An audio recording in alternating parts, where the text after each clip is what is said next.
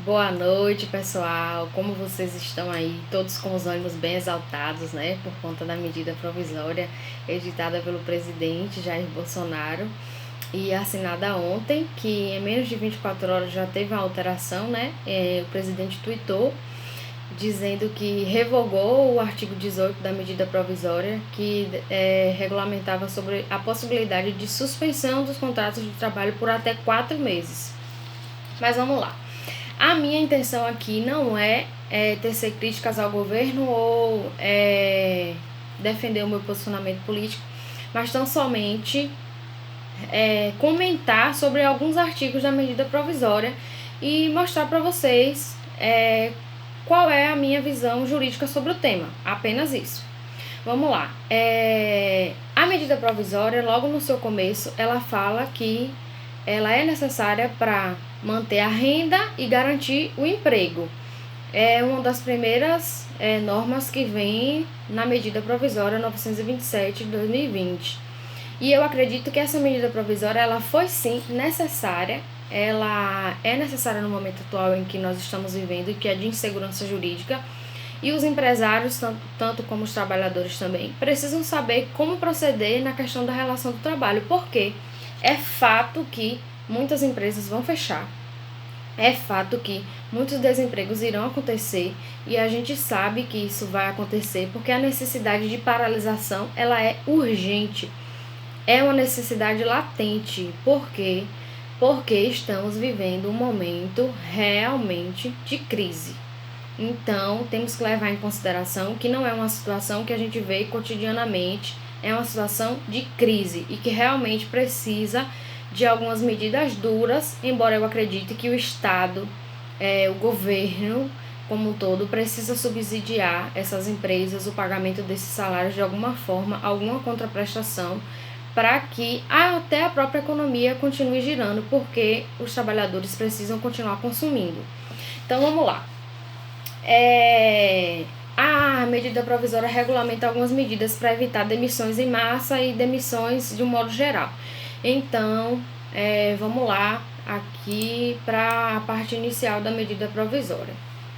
Ela diz que para enfrentamento dos efeitos econômicos decorrentes do estado de calamidade, que é o estado de calamidade que realmente estamos vivendo devido ao coronavírus, que as empresas poderão adotar o teletrabalho, a antecipação das férias individuais, a concessão de férias coletivas, o aproveitamento e antecipação de feriados, o banco de horas, a suspensão de exigências administrativas em segurança e saúde do trabalho, o direcionamento do trabalhador para a qualificação e o diferimento do recolhimento do FGTS. Eu vou tentar comentar ponto por ponto sobre o que eu achei mais importante sobre a medida provisória. Em primeiro lugar, o teletrabalho. Começa a partir do artigo 4º a MP regulamentando sobre o tema, porque algumas empresas têm essa possibilidade de colocar os seus trabalhadores em regime de teletrabalho e salvaguardar também a sua saúde, né? Tanto a saúde do empregador quanto a saúde do próprio trabalhador. Então, desde que seja comunicado com no mínimo 48 horas de antecedência, o empregador pode estar colocando esse trabalhador no regime de teletrabalho.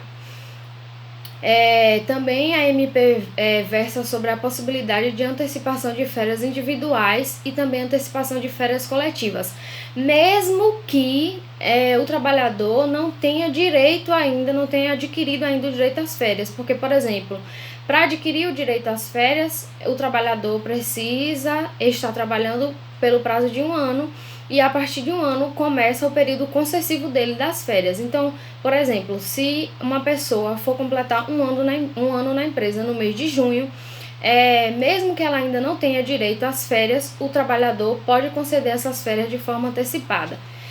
E também tem uma questão sobre o pagamento, né? O pagamento dessas férias. O terço das férias ele poderá ser pago até 20 de dezembro, que é quando é paga a gratificação natalina, né, que é o 13º, e o pagamento das férias, que normalmente ele é antecipado antes do trabalhador sair de férias, ele poderá ser pago até o 5º dia útil do mês subsequente, é o que diz a medida provisória. O próximo ponto sim, sobre as férias ainda.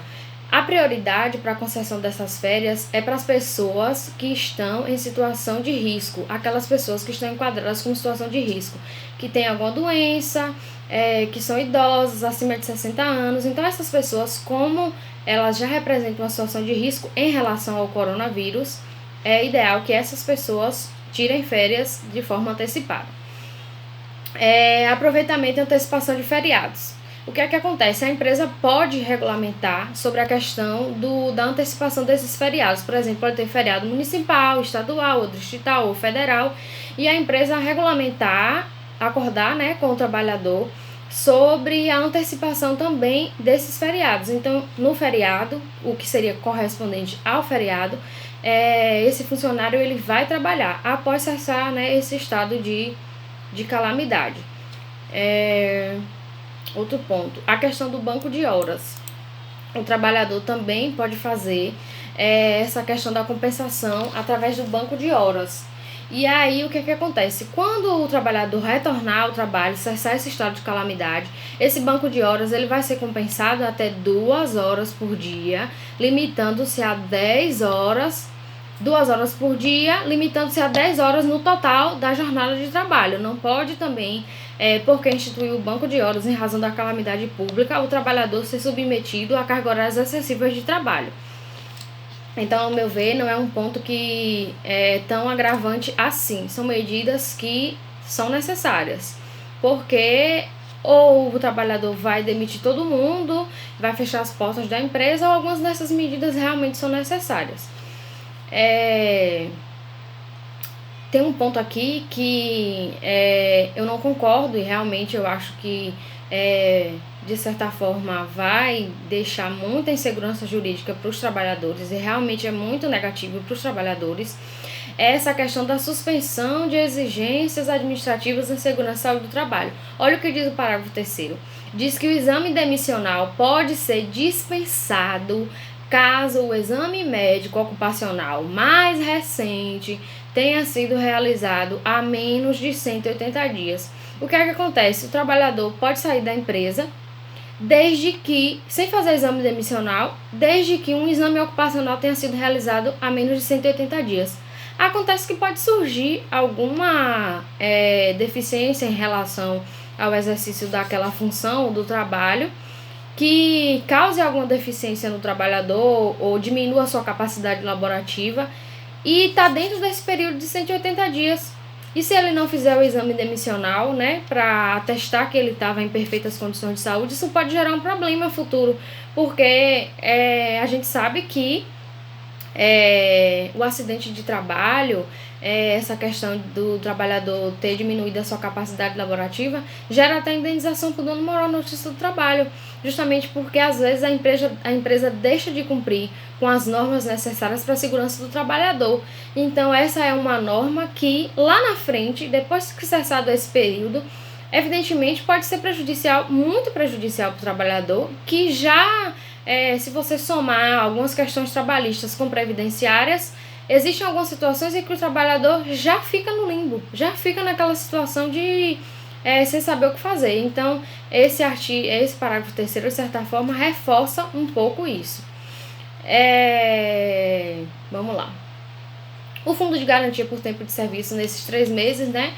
Março, abril e junho vai ficar suspenso, o pagamento vai ser a partir de julho, agosto e setembro, sem incidência de multa ou correção monetária, justamente para incentivar, deixar um pouco a empresa folgada economicamente falando, para poder quitar mais com as parcelas salariais do que com essas parcelas que possuem uma natureza de depósito, que não vai diretamente para o trabalhador e que de certa forma fica lá o dinheiro parado, né? Então aqui é um incentivo que é necessário, mesmo que eu entenda que ainda é muito pouco, porque uma empresa que tem poucos funcionários, isso vai ter pouco reflexo, né, prático falando, na sua economia interna. Então isso aqui vai servir bastante para empresas que têm muitos funcionários, mas mesmo assim a empresa tem outros encargos e infelizmente a gente sabe que isso não vai impedir as demissões.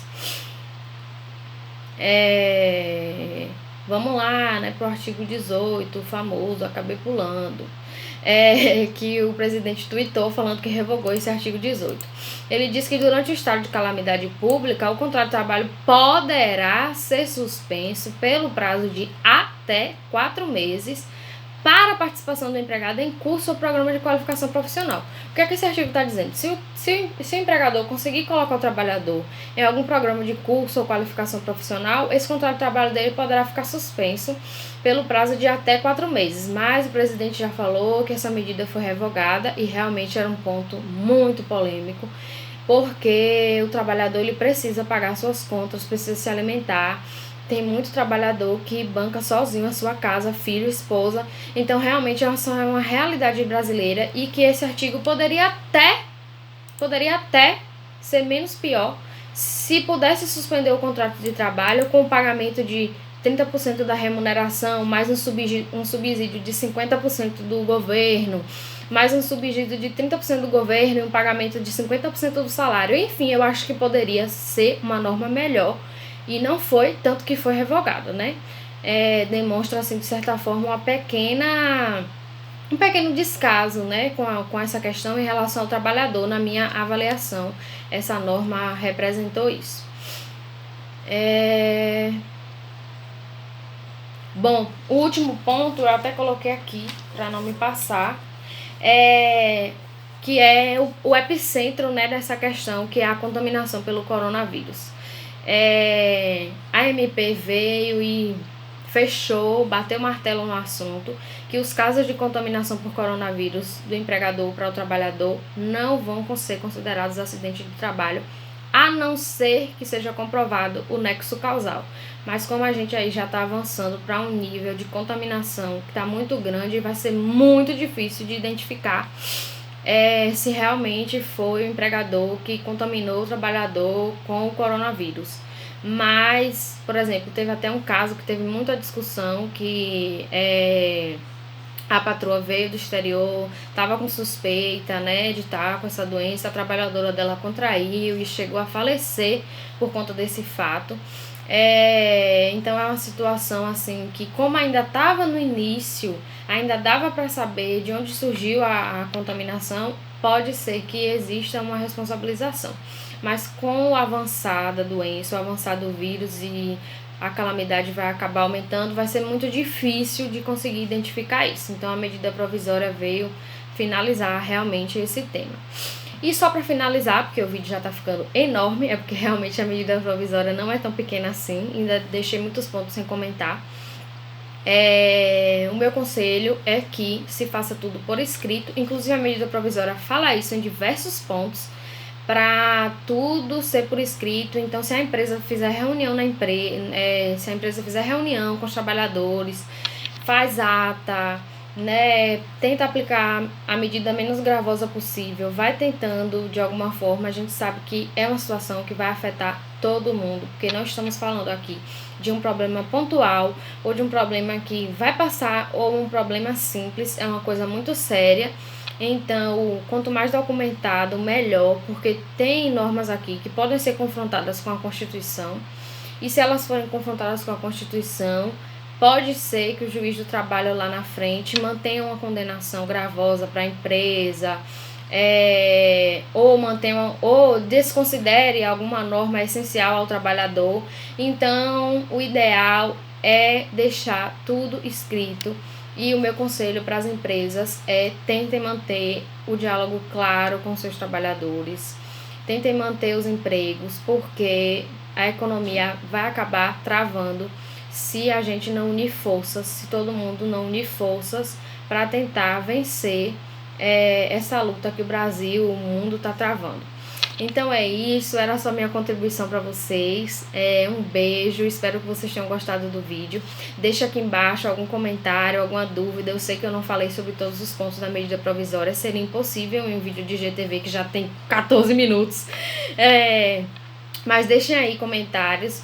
Eu também estou disponível aqui no Instagram ou no WhatsApp, se alguém quiser conversar um pouquinho comigo e a gente debater junto sobre essa medida provisória emblemática. E vamos discutindo sobre esse tema. Tchau!